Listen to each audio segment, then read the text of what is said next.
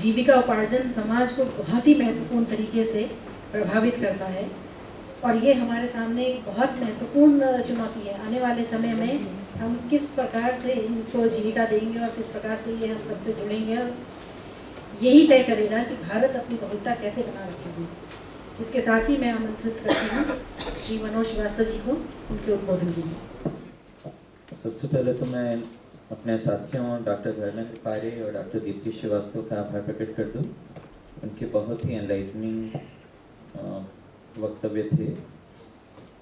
एक ने जनजातीय समाज की विशेषताओं पर बोला, दूसरे ने अंग्रेजों के आने के पूर्व भारत के जनजातीय समाजों को बोला। मुझे दोनों का ही जो है एक तरह का सम्मिलन करना है। मैं याद करता हूँ कि अपने करियर की शुरुआत जब मैंने की थी तो कोरापुट में, जो उड़ीसा के पास का एक गाँव, वहाँ पे 7 दिन जो है उस ट्राइबल विलेज में मैं रहा था उन लोगों के साथ। फिर बाद में अपने करियर के दौर में मैं जशपुर में भी रहा, जहाँ पर पहाड़ी कोरवाओं के साथ मैंने काम किया और उन पर एक पुस्तक भी लिखी, पहाड़ी कोरवा व्यतीत वर्तमान और वैभव के नाम से। और उसके बाद झाबुआ में रहा कलेक्टर, तो वहाँ भी आदिवासी थे और उन लोगों के साथ भी बहुत मिलकर काम किया मैंने। जो मुझे लगता है वो ये है कि जनजातियाँ और जनजातीयतावाद दो अलग अलग चीज़ें। ट्राइब्स अलग हैं और ट्राइबलिज्म अलग चीज़। भारत में ट्राइब्स हैं और पश्चिम में पश्चिमी अर्थों का ट्राइबलिज्म है। पश्चिमी अर्थों का ट्राइबलिज्म मैं इसलिए कह रहा हूँ कि यदि भारतीय अर्थ का ट्राइबलिज्म माने तो वो एक तरह की यूनिवर्सल कॉन्शियसनेस है, और पश्चिमी अर्थ को ट्राइबलिज्म में एक तरह की ग्रुप कॉन्शियसनेस की बात की जाती है। प्रायः हम लोग ये सोचने के लिए कंडीशन कर दिए गए हैं, कीलित कर दिए गए हैं कि भारतीय ट्राइब्स जो हैं कुछ ऐसे समाज हैं जो समय की दौड़ में या समय की होड़ में कहीं पीछे छूट गए, कि अंग्रेजों के आने के बाद ही जो एनलाइटनमेंट के जो आधुनिक प्रिंसिपल थे, रेनेसां के जो आधुनिक सिद्धांत थे, जिसमें तार्किकता, धर्मनिरपेक्षता चाहिए कि समानता, यानी स्वतंत्रता, बाजार की स्वतंत्रता आदि आते हैं, तो वो सब जो है उनका प्रचार अंग्रेजों के आने के बाद हुआ और उन्होंने जनजातीय समाजों की जो प्रतिगामिता थी उसको विस्थापित किया। हम ये नहीं सोचते हैं कि ट्राइबल इंस्टिंक्ट इन औपनिवेशिक यूरोपीय समाजों की बुनियादी पहचान थी और उन्होंने उन प्राइमोर्डियल ग्रुप पैशंस के साथ ही वी और दे का द्वंद्व जो है पैदा किया। जो भारतीय ट्राइब्स थी, जो भारतीय आदिम समाज थे, उनमें अपनी तरह की समावेशिता थी, उनमें अपनी तरह का अद्वैत था। यानी अभी बहुत सारे उदाहरण अपने डॉक्टर धर्मेंद्र पारे जी ने दिए हैं उस अद्वैत के। मुझे तो जो ऑस्ट्रेलियाई जो एबोरिजिनल्स हैं, उनके भी एक आदिवासी हैं मुडरूरू, उनका कहना याद आता है। वो कहते हैं कि अवर spirituality is a oneness and an interconnectedness with all that lives and breathes, even with all that does not live or breathe. यानी जैसे हमारे शब्दों में कहें, भारतीय शब्दों में कहें तो चराचर की एकता, वो बात जो है हमारे भारतीय समाजों में और जो दूसरे जो एबोरिजिनल्स हैं उनमें है। लेकिन अंग्रेजों ने आकर आउट ग्रुप और इन ग्रुप का ट्राइबलिज्म पैदा करते हुए कालों के विरुद्ध युद्ध सा घोषित कर दिया। भारतीय जनजातीय समाज एक तरह की सुप्रा रैशनैलिटी, एक तरह की सुप्रा तार्किकता से संपन्न है, जो प्रकृति को शोषण के लिए नहीं बरतती है। बहुत सारे उदाहरण धर्मेंद्र जी ने दिए। और वे समाज जो है तब भी और आज भी अधिक इगैलिटेरियन समाज हैं। वहाँ पूंजी का उस तरह का अमानुषिक संकेंद्रण जो आज हमें देखने को मिलता है अपने आधुनिक युग में, किसी भी एक व्यक्ति के पास कभी भी इतना नहीं। उन जनजातियों में जो जेंडर इक्वलिटी है, जो सेक्सुअल रेशियो वगैरह की बात की, वो किसी भी एनलाइटनमेंट नेशन से ज्यादा है। यानी हम में से बहुत कम को पता है कि 1680 तक यूरोपीय स्टेजेस पर, यूरोपीय मंचों पर स्त्री पुरुष एक साथ नृत्य नहीं कर सकते। और यहाँ हमने बहुत सारे चित्र देखे, उनके साथ साथ नृत्य करते हुए। और यौनिक स्वतंत्रता भी जो है उन समाजों की तुलना में जो आधुनिक कहलाते हैं, इनमें बहुत है। और फ्री मार्केट भी है एक तरह का, यानी फ्री मार्केट का जो परिणाम हम आज देख रहे हैं वो तो मेगा कारपोरेट्स की गुलामी है, लेकिन रेगुलेशन के अभाव को यदि हम फ्री मार्केट कहें तो जो है इन ट्राइबल सोसाइटीज में जो है देखने को मिलता है। तो अंग्रेजों ने आकर एक तरह के ग्रुप ब्लाइंडनेस का परिचय दिया था, एक समूह अंधता का। यानी समूह चेतना तो थी, ग्रुप कॉन्शियसनेस तो थी, एक ग्रुप ब्लाइंडनेस भी थी। एमी चुआ अपनी पुस्तक में लिख रही हैं, पॉलिटिकल ट्राइब्स नाम की उनकी एक पुस्तक है, उसमें वो स्वीकार कर रही हैं कि great Britain's acute group consciousness during its imperial heyday contrast jarringly with America's group blindness today. तो औपनिवेशिक मानसिकता जो थी उसमें जो वर्गीकरण करने या धार्मिक या एथनिक विभाजनों में बांटने का जो ऑब्सेशन था, भारतीय जनजातियों के लिए वो सर्वथा नवीन अनुभव था। अब वे एक तरह से देखी जाने वाली वस्तु बन गए थे, ऑब्जर्वेबल कमोडिटी।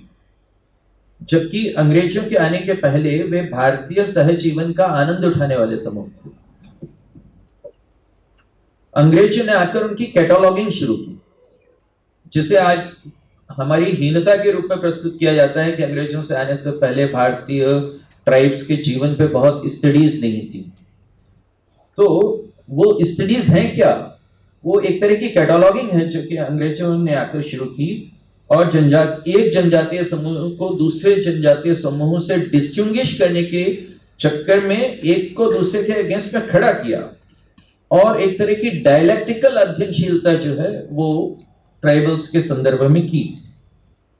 और भारत को जातीय या जनजातीय समूहों का समूह सिद्ध करने की ये जो विद्वता थी, ये अकारण या लक्ष्यहीन नहीं थी। इसके बहाने भारत की देह के भीतर बहुत सी लैंडमाइंस बिछा दी गई। हम कह सकते हैं कि racism is worst form of tribalism. दास्ता का या स्लेवरी का पूरा किस्सा क्या है? वो ट्राइबलिज्म ही है, वो पश्चिमी ट्राइबलिज्म। उसके बिना, उस रेसिज्म के बिना दास्ता संभव ही नहीं थी। नील किसानों की यातनाएं जो हैं वो बिना इस सबसे घटिया किस्म के ट्राइबलिज्म के क्या संभव थी? क्या हिरोशिमा नागासाकी पर बम वर्षा इस सबसे घटिया किस्म के ट्राइबलिज्म के बिना संभव था? अंग्रेजों के आने के पहले जनजातियां उस सहज प्रकृति की जनजातियां थीं जो उस कहावत को सच करती है जो होमोफिली के सिद्धांत को मानती है, birds of a feather flock together. वो भूगोल से, पारिवारिक संबंधों से, संज्ञानात्मक प्रक्रियाओं और एक बृहत्तर देश में कुछ विशिष्ट भूमिकाओं से, कुछ आइसोमॉर्फिक सोर्सेस से पैदा होने वाली जनजातीयता थी। वो पूर्वाग्रहों से निर्मित की जाने वाली जनजातीयता नहीं थी, वो जी जाने वाली जनजातीयता, वो स्क्रूटिनाइज की जा रही जनजातीयता नहीं थी। वह सहिष्णुता, सहयोग और सहकार वाली जनजातीयता थी जिसकी अभी हम लोगों ने चर्चा की। वो पिंजरे में रखी जाने वाली अजूबी जनजातीयता नहीं थी। वह चंद्रगुप्त मौर्य को राष्ट्र के पुनर्संगठन में मदद करने वाली जनजातीयता थी। वह राष्ट्र के विरोध में खड़ी की जाने वाली जनजातीयता नहीं थी। उसके भी बहुत पहले वो राम को राष्ट्र के शत्रुओं से लड़ने में मदद कर चुकी थी, पांडवों को मदद करने में अपनी जिम्मेदारी निभा चुकी थी। वो एक ऐसी संस्कृति से उपजी जनजातीयता थी जो अपनी क्रोड़ में आश्रमों, गुरुकुलों को भी पालती थी और जनजातियों को भी। वानर, यदि संस्कृत शब्दार्थ पुस्तक में देखें या किसी भी संस्कृत डिक्शनरी में देखें तो उसका अर्थ होता है वन में रहने वाले। तो वो वन में रहने वाले लोग थे, उनके अलग अलग दल थे, अलग अलग आठविक सरदार भी थे। उनके अस्तित्व की सामूहिकता को किसी व्यवस्था ने प्राचीन समय में छिन्न भिन्न नहीं किया था। समुद्रगुप्त ने भी जब आठवीं राज्यों को जीता तो उसकी जीवन दृष्टि जो है उन्हें अजायब घर के वासियों की तरह बरतने की नहीं थी। अंग्रेज जब भारत में आए तो इन सामूहिक आस्तित्विकताओं की जीवन दृष्टि से भिन्न वे निजी या वैयक्तिक मानव अधिकारों वाली जीवन दृष्टि लेकर आए। हालांकि वे इंडिविजुअल राइट्स भी उपनिवेशों के कॉलोनीज के निवासियों के लिए नहीं थे, लेकिन अपने से इतर किन्हीं तरह के ग्रुप राइट्स का चैतन्य तो अंग्रेजों में सरासर नदारद था, और आज तक भी पश्चिमी दुनिया में वह अपनी गैर मौजूदगी से ही हमें चकित करता है। रोनाल्ड रैगन कितने व्यंग से कुछ समूहों और वर्गों को वेलफेयर क्वींस कहते थे, जो वहां के नेटिव अमेरिकन थे। ये हमसे छुपा नहीं है, हम जानते हैं। आज बाजार का तर्क जिस तरह से चलता है वह भी ग्रुप ब्लाइंड है, और हम कह सकते हैं कि बाजार की चक्की सबको बराबरी से पीसती है, सिर्फ उन्हें नहीं पीसती जो इस चक्की को चला रहे। एक आरण्यक संस्कृति जो भारतीयता की पहचान है, उसमें जनजातीयताएं किसी भौगोलिक एकांती या पृथकता के क्षेत्र नहीं थे। वह तो एक औपनिवेशिक मॉडल है जो एबोरिजिनल रिजर्व्स की तर्ज पर हमारे नक्सली आज अपनाना चाह रहे हैं, और भारतीय जीवन दृष्टि की दुहाई देने वाले लोग भी जिसके सामने समर्पण कर दे रहे। इन वामियों को भारतीय जीवन क्रम की कोई समझ नहीं है। वे तो ऑस्ट्रेलिया और कनाडा के मॉडल उठाकर लाते हैं और भारत के आर्टिफिकों पर चस्पा कर देते हैं। इनके यहाँ आदिवासी समाज एक बचा खुचा रह गया समाज है, एक रेसिड्यूअरी सोसाइटी है। हमारे यहाँ जैसे नहीं है। कभी अमेरिका में रेड इंडियंस ही थे, वी ऑल नो। आज वे वहां की जनसंख्या का 1.6%। कनाडा में मात्र 16 लाख एबोरिजिनल्स बचे। ऑस्ट्रेलिया में 3.3%। अभी बता रहे थे आपके मध्य प्रदेश में 20%, 20 से ऊपर। क्या हम कनाडा की तरह इनके फर्स्ट नेशन रिजर्व्स बनाने वाले हैं, या ऑस्ट्रेलिया की तरह के एबोरिजिनल रिजर्व बनाएंगे, या अमेरिका की तरह नेटिव अमेरिकन रिजर्व बनाएंगे? आज जो पत्थलगड़ी आंदोलन चल रहा है वह इन्हीं विदेशी मॉडलों की घटिया नकल है, जिनमें जनजातियां जो हैं उनके सील्ड कंपार्टमेंट्स तैयार करने की उत्सुकता है, और जिसमें जनजातियां जिंदा जीवाश्म की तरह, लिविंग फॉसिल्स की तरह देखी जाती हैं। वे लोग हमारे देश में जनजातियों के सील्ड कंपार्टमेंट्स बनाना चाह रहे हैं जहां अन्य वर्जित हो। कभी रविंद्र ने भारतीय संस्कृति को सिंधु स्थानीय संस्कृति कहा था। सिंधु जिसमें हर नदी समाती है, समरस हो जाती है। यह सिंधु चेतना मुक्ति संगठनों की द्वीप चेतना में दम तोड़ दे, ये कोशिशें हो रही। यह अंग्रेजों के आने के बाद ही स्थिति पैदा हुई कि इन जनजातियों की को अन्य की तरह दिखाया जाने लगा, देखा जाने लगा।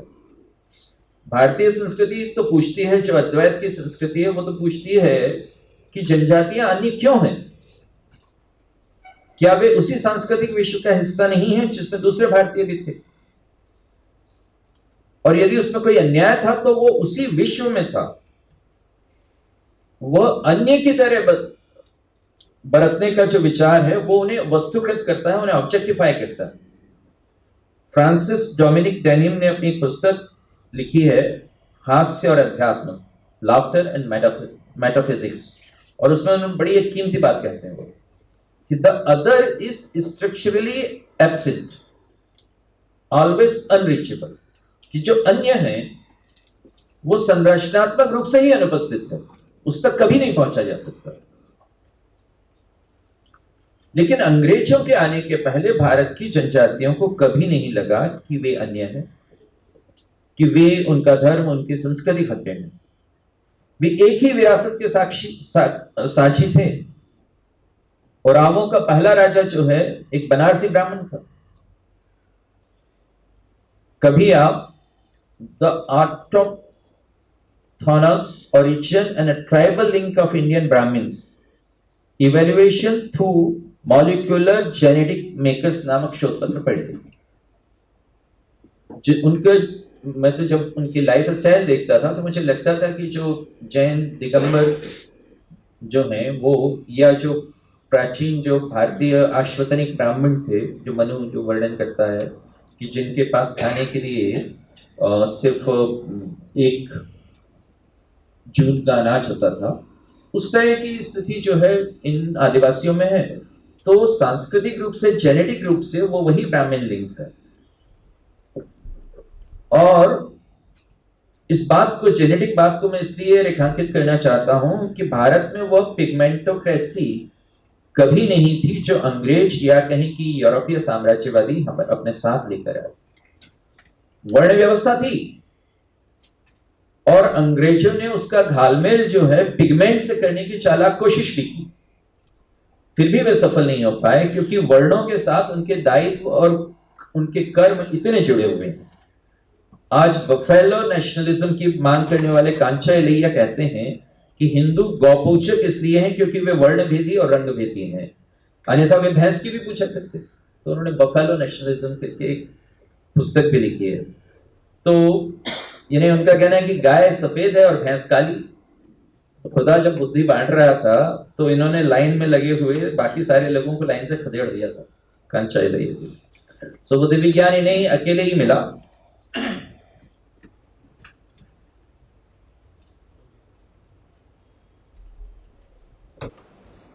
वो दिव्य ज्ञान अकेले ही मिला।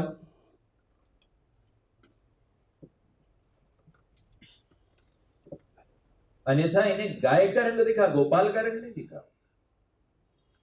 इन्हें उस गोपाल की प्रिय श्यामा गाय भी नहीं दिखी। इन्हें न किरात शंकर दिखे और न काली दिखी।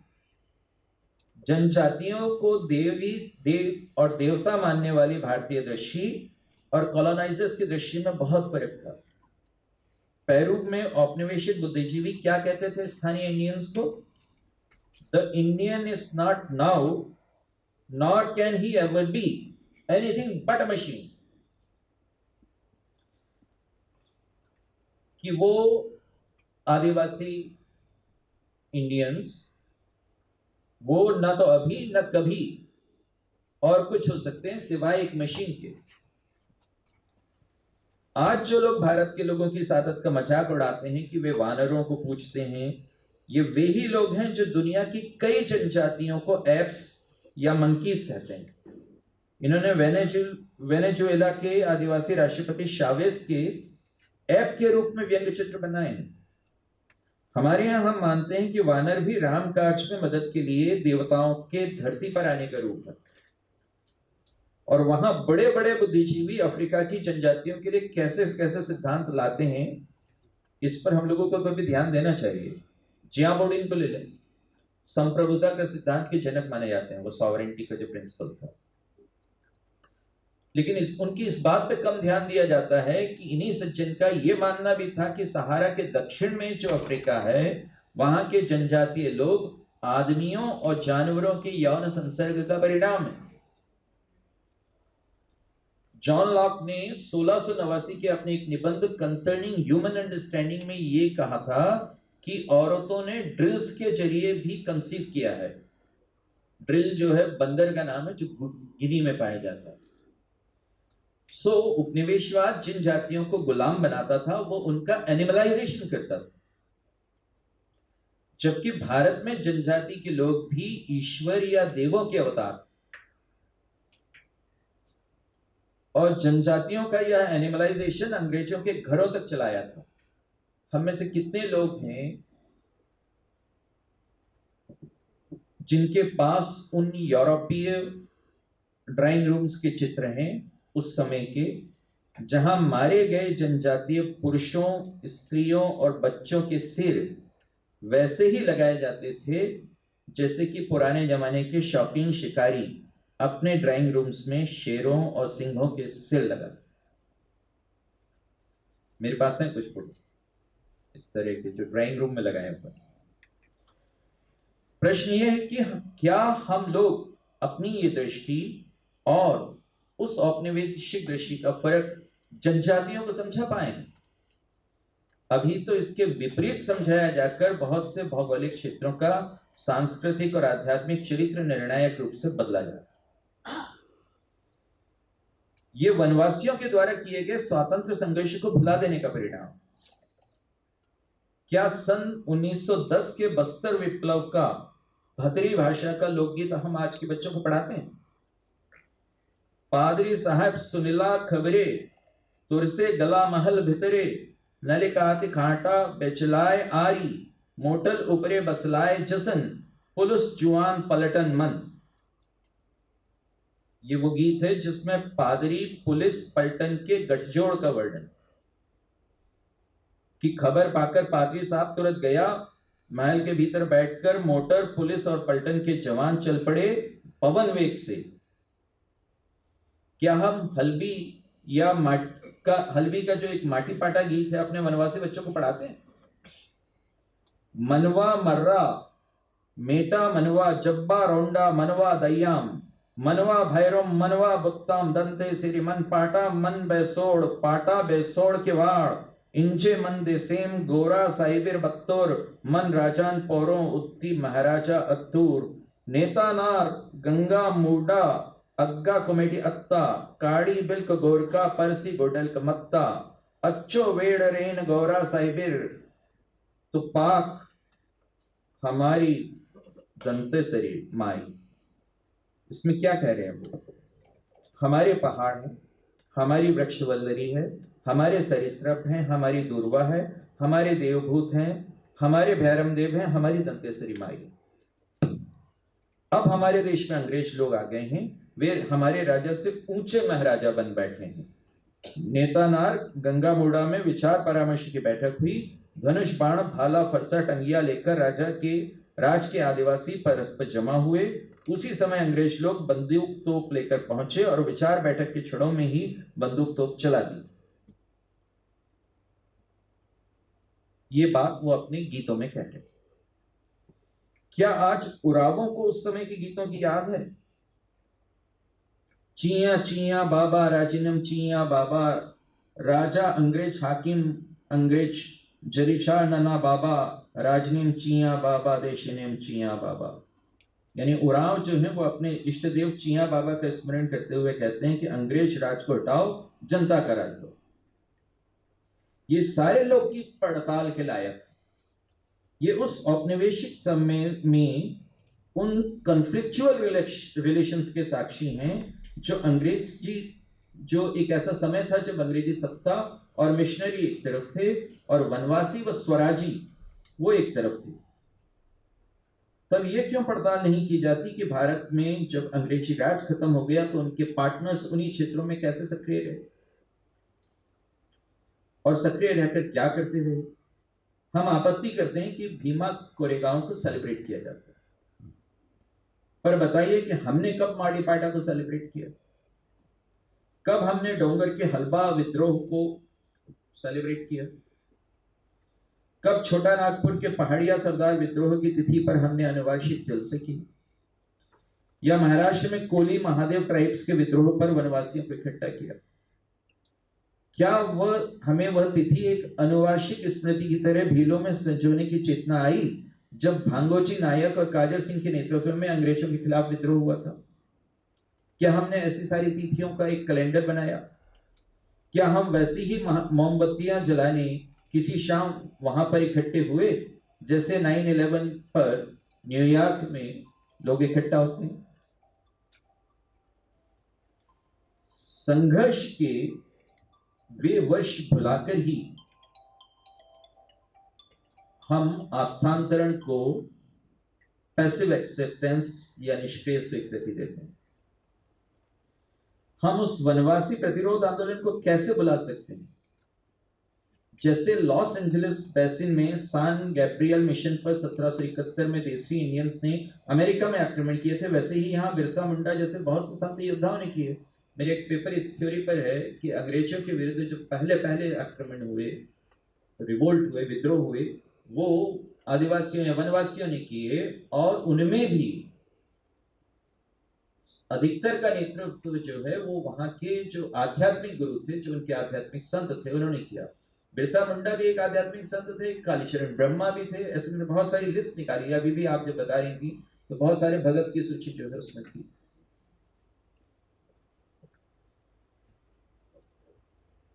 लेकिन जिस तरह से अमेरिका के इंडियंस भी अनेकों कुमैयाए स्त्रियों से स्पेनिश मिशनों के द्वारा किए गए बलात्कार आज भूल चुके हैं,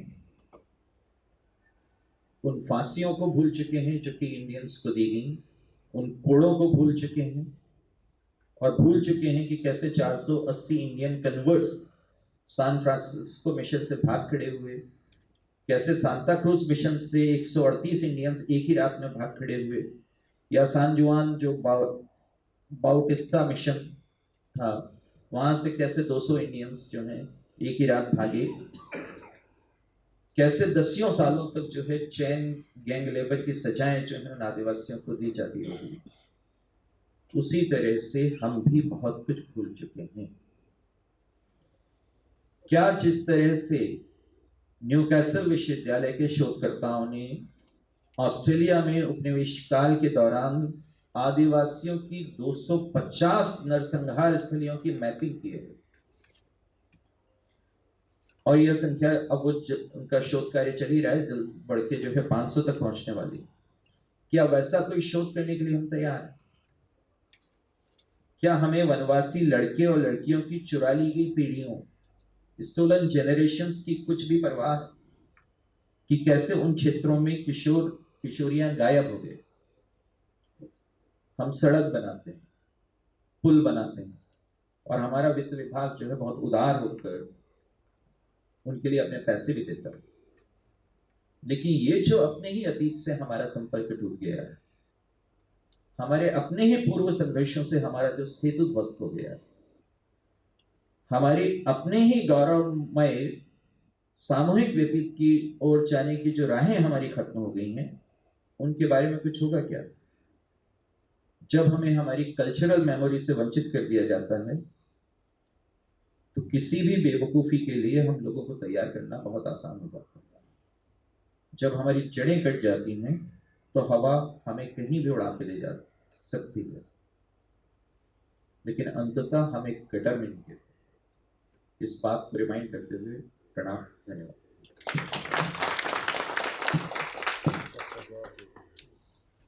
धन्यवाद। मैं देख रही थी आप लोग किस तन्मयता से सुन रहे थे, इसलिए मेरी आपसे ये अनुरोध होगा कि क्या चाहे कि आप 15 मिनट आप लोग से चुरा लिया जाए ताकि अब कुछ सवाल हम लोग सवाल जवाब का सेशन कर सकते हैं। कोई अगर कुछ इसमें कहना चाहें तो आप।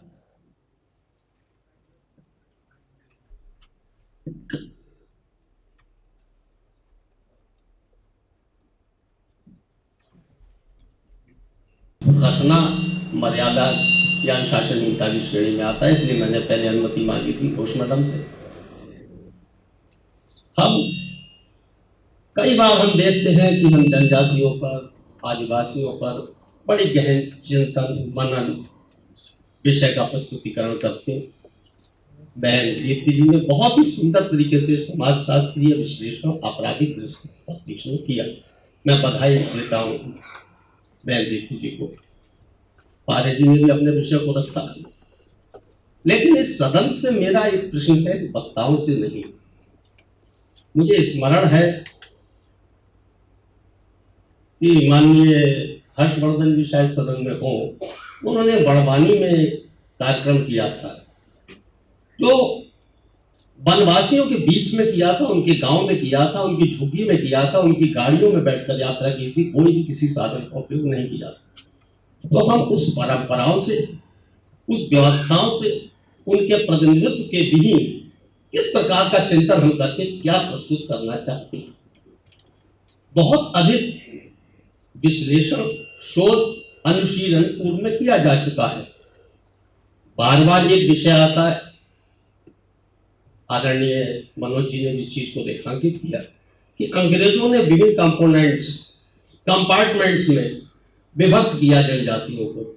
मुझे स्मरण है प्रोफेसर सतीश मित्तल का वो उद्देश्य उद्बोधन जो बड़वानी में उन्होंने कहा था कि आखिर कब हम वनवासी कहने के योग्य बनेंगे, कब हम उस उपनिवेशिक मानसिकता से निकलेंगे और वनवासी जैसे शब्दों के परिपेक्ष में हम भारतीयता और भारतीयता की बात करेंगे, कब हम कोरकू, गौड़, आदिवासी, थारू आदि शब्दों से मुक्त होंगे। उनके केंद्र में भारतीयता की भावना निश्चित है।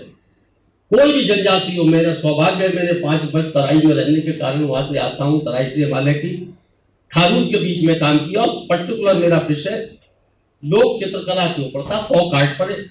फिर जब मध्य प्रदेश में आ गया तो मैंने उस विषय को आगे बढ़ाते हुए सहारिया और थारूस की लोक कला संस्कृति का तुलनात्मक अध्ययन करने का थोड़ा सा प्रयास किया। हालांकि मैं जनजाति विषय का विद्यार्थी नहीं हूँ, लेकिन मैंने इतनी सामान्यता पाई। और मेरा सौभाग्य था, सर्वेक्षण में मुझे एक परिवार ऐसा मिला जो तराई से श्योपुर जिले में था। हालांकि मध्य प्रदेश में खारूज नहीं पाए जाते हैं, तो उनके जो चित्रण मैंने गाड़ी पर पहियों पर जो देखे, लोक संस्कृति के चिन्ह, वह चिन्ह किसी भी रूप में सहारिया जाति से भिन्न नहीं। उनका चित्रांकन, उनकी कार्यशैली, उनकी जीवन पद्धति, उनका आचरण, जैसा बहन ने अभी उल्लेख किया था कि वह अपराध को स्वीकार नहीं करते हैं। ये मैंने साक्षात्कार में एक प्रश्न पूछा कि आपका सरकार के प्रति जो दृष्टिकोण होता है, जो आपने बहुत सारी उल्लेख किए, कि तो उसके बाद आपका समाज के में उस व्यक्ति के प्रति क्या दृष्टिकोण होता है जो कि सरकार की दृष्टि में एक अपराधी होता है। बोले हमारे यहाँ केवल एक ही अपराध होता है, जो हमारे समाज के मध्य किसी प्रकार की हमारी व्यवस्थाओं के विरुद्ध आचरण करता है और वह स्वयं अपराध बोध में ग्रसित होकर प्राणांत को प्राप्त हो जाता है, जीवनांत कर लेता है। तो इस पराकाष्ठा पर अपराध की मानसिकता का जहां बोध है, भारतीयता के परिप्रेक्ष्य में है, तो मेरा केवल इतनी सी जिज्ञासा है, प्रश्न थी। दूसरा, मैं शोध वर्दी, साहित्य वर्दी उपाधि प्राध्यापक विद्वान पारे जी से मेरी एक थोड़ी सी प्रश्न थी, क्योंकि इनका विषय बड़ा अच्छा मेरे को लगा। सांस्कृतिक वैशिष्ट पे बात कर रहे थे, तो मेरी कुछ पिपासा ज्यादा बढ़ गई और शायद वो मैं शांत नहीं कर सका।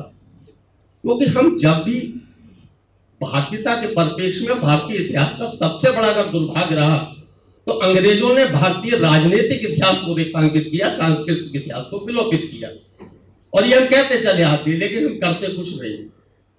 तो इस परिप्रेक्ष्य में मेरी जिज्ञासा थी। मुझे याद आता है, बाणभट्ट का एक शायद संस्कृत का कोई विद्यार्थी बैठा होगा, तो उसने पढ़ी होगी कादम्बरी सौरभम। आपने प्रसव पीड़ा का कुछ उल्लेख अभी आया था बीच में, और उसका भी, तो वह उस तोते की वाणी से, वो तोता कौन है हमें संस्कृत शास्त्री बताते हैं, लेकिन वह तोता एक वनवासी के उस झुग्गी का रहने वाला है, उसमें पाला हुआ है, और उसके मुखार बिंदु से वो बता रहे हैं कि शायद संसार की सबसे बड़ी पीड़ा है। पूरा उल्लेख कर रहे हैं किस तरीके से वो तोते की माँ उस दर्द से गुजर रही है। तो इस प्रकार के हमारे साहित्य में करोड़ों उल्लेख हैं। डॉक्टर श्याम सुंदर शर्मा बात की बात करते हैं कि मैं उस बात की बात नहीं कर रहा हूं जिसमें कप पित्त और बात की बात होती है, मैं उस बात की बात कर रहा हूं जिसमें से बात निकलती है, और वह बात दूर तक जाती है। दूर तक जाने के साथ ही संसारिकता से परे एक जीवन जीने वाले व्यक्ति, एक जीने वाली संस्कृति, आदिम जाति, आदिवासी आदि तक जाती है। तो इस प्रकार से बहुत सारे उल्लेख, में समय का ध्यान रखूं, 1 मिनट दूंगा। तो इस परिप्रेक्ष्य में मेरी अपेक्षा थी,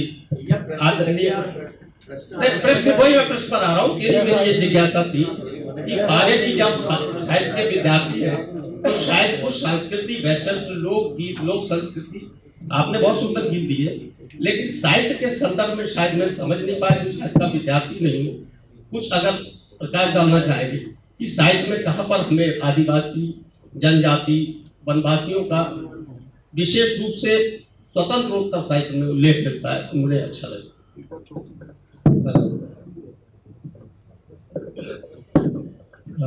हम सर आपसे थोड़ा सा एक आग्रह का अनुरोध था। हम प्राचीन भारतीय इतिहास विभाग, Indira Gandhi national tribal university Amarkantak से हैं, बहुत सारे प्राध्यापक हैं।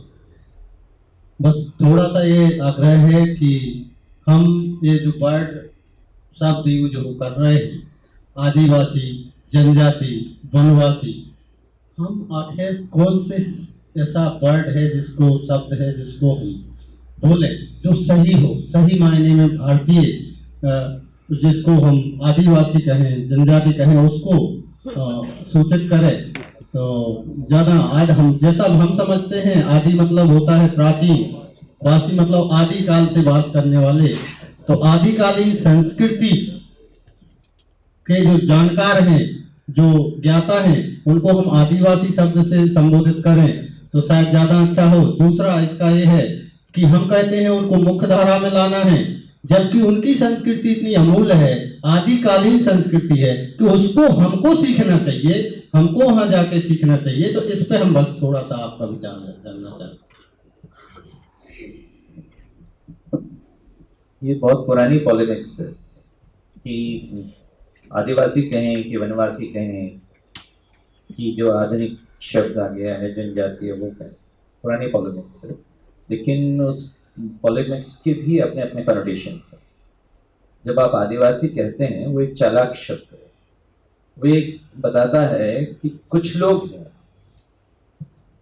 जो मूल हैं, इंडिजिनस, और बाकी लोग जो हैं वो बाद में आए। वो अंग्रेजों ने वो शब्द गढ़ा था, तो वो इसलिए गढ़ा था कि वो स्वयं ये सिद्ध करना चाहते थे कि भैया इन आदिवासियों को छोड़कर भारत में सब लोग बाहर से ही आए, बस ये तो it's a matter of time कि we are a little late in the day, हम थोड़े से बाद में आए। आर्य भी बाहर से आए थे, मध्यकालीन आक्रमणकारी भी बाहर से आए, और जो है हम भी बाहर से आए। तो वो अपने आप को जो है एक समान फुटिंग पे रखना चाहते थे, तो इसलिए उन्होंने जो है इनको, जो बहुत ही डिप्राइव थे उनकी नज़रों में, तो उनको उन्होंने आदिवासी कह दिया, और उस बहाने बाकी सबको उन्होंने अपने समान उस पर प्लेटफॉर्म पे ले आए। तो उसके पीछे एक राजनीति है, उस शब्द के पीछे। जो वनवासी शब्द हम कहते हैं उसकी ट्रेजेडी मैंने वहां देखी जब झाबुआ में था, कि वनवासी तो थे, वन गायब। तो वनवासी शब्द कहना जो है हमारे लिए एक्चुअली किसी तरह का पलायन नहीं है। वनवासी शब्द कहना हमारे लिए एक तरह की हमारे भावी कर्तव्यों की ओर इशारा है। यदि आप उनको वाकई वनवासी बना कहते हो तो फिर जो है उनके लायक वन तो बनाओ। कभी रविंद्रनाथ टैगोर ने ये कहा था कि उनसे पूछा गया कि इस देश की संस्कृति क्या है, शहरी है कि गांव ग्रामीण है, तो उन्होंने जवाब ये दिया था कि इस देश की संस्कृति ना तो शहरी है ना ग्रामीण है, इस देश की संस्कृति आरण्य है। तो हमारे बहुत सारे आरण्य रचे गए, और जैसे मैंने कहा भी अब उसमें कि तो सब साथ रहते। इस तरह का जो द्वैत खड़ा कर दिया कि वन जो है इनका है और बाकी लोगों का नहीं है, ये नहीं। ये इसलिए पैदा हुआ कि जब 1857 के युद्ध में यदि देखा कि बहुत से आक्रमणकारियों ने जो है शरण ली वनों में, मध्यकाल में भी ऐसे ही हुआ था। बहुत सी हमारी क्षत्रिय जातियां जो है आदिवासी जातियां बन गई, उसकी एक बड़ी लंबी हिस्ट्री है। जब मध्यकालीन आक्रमणों से, जैसे राणा प्रताप का ही हम देखते हैं, तो उन्होंने जंगलों में शरण ली, तो विद्रोह की अभिव्यक्ति को कई बार जंगलों में शरण मिली। तो उस समय अंग्रेजों ने ये कहा कि हम ये टंटा ही खत्म कर देते हैं। जब पचमढ़ी के आसपास जो है तात्या टोपे को ढूंढ रहे थे, वो मिल नहीं रहे थे तात्या टोपे, तो उन्होंने चक्कर ही खत्म कर दिया और वो ले आए अपना फॉरेस्ट एक्ट, और उससे उत्पादित कर दिया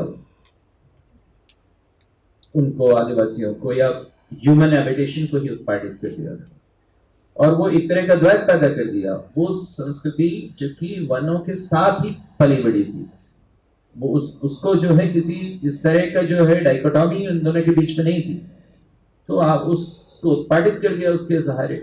अब यदि हम इनको वनवासी कहते हैं तो हमारा ये भावी कर्तव्य है कि हम लोग जो हैं उनको उस वन फॉरेस्ट एक्ट के द्वारा रचे गए जो परायपन या एलियनेशन की जो स्ट्रेटेजी थी उसको जो है खत्म करें। तो इसलिए वनवासी शब्द जो है मुझे इस अर्थ में उपयुक्त लगता है कि हमें हमारे आने वाले समय में हमें क्या करना उस बात की ओर निरंतर इंगित करता है। ये आज की स्थिति को रिफ्लेक्ट नहीं करता, लेकिन उस लक्ष्य की ओर इंगित करता है। तो वो वनवासी शब्द है। और जनजातीय शब्द वो है हम एडमिनिस्ट्रेटर्स के लिए एक प्रश्न था। डॉक्टर धर्मेंद्र पारे जी ने कहा कि मैं कोरकू, भील, गोंड इन क्षेत्रों में दौरा किया, वहां पाया कि एक भी व्यक्ति नास्तिक के रूप में नहीं मिला। उनका देवता वृक्ष के प्रति काफी आस्था है। मैंने छत्तीसगढ़ के जसपुर, सोनपुरी, पत्थर गांव इस इलाके में देखा। बस लास्ट क्वेश्चन बस एक ही है कि ऐसा कौन कौन सा स्ट्रेटजी अंग्रेजों ने पालन किया, उसको लगाया, जिसके कारण रिलीजियस कस्टम पे अटैक किया।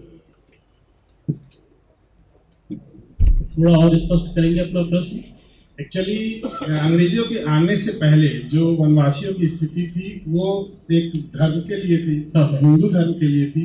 ये जो धर्म परिवर्तन हुआ खास तौर पे कुछ क्षेत्रों में, वनवासी क्षेत्रों में, जैसे मैं छत्तीसगढ़ से जसपुर, पत्थरगांव, कुनकुरी क्षेत्रों का काफी दौरा किया था दलित भाई साहब के साथ, तो उस क्षेत्र में बड़े पैमाने पर ये देखा गया कि रिलीजियस कस्टम पे अटैक हुए। तो कौन कौन सी स्ट्रेटजी थी और किन क्षेत्रों में कैसे कोई बुक भी है?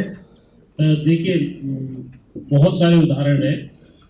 जैसे सर ने अभी जिस राजनीति का जिक्र किया, एक बहुत प्रसिद्ध सर्वेक्षण है linguistic survey of India, Bharat का भाषा सर्वेक्षण, ये अब्राहम जॉर्ज ग्रियर्सन ने किया। अब्राहम जॉर्ज ग्रियर्सन ने